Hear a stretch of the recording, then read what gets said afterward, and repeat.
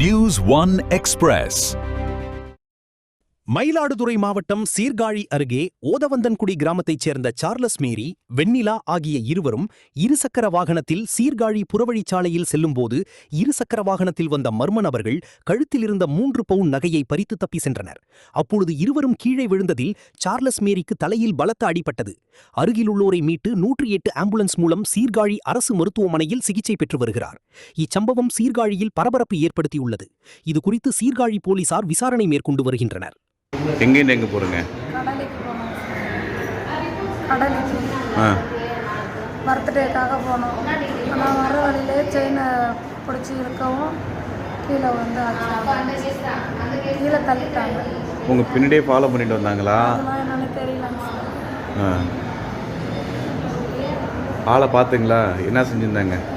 Bike ஃபுல்லுமே 2 பேருமே helmet, கண்ணு மட்டும் தான். கண்ணு கூட பார்த்தோமா என்னன்னு தெரியல. அது மாதிரி தான் வந்தாங்க. செய்திகளை உடனுக்குடன் தெரிந்து கொள்ள லைக் பண்ணுங்க, ஷேர் பண்ணுங்க, சப்ஸ்கிரைப் பண்ணுங்க, மறக்காம கமெண்ட் பண்ணுங்க.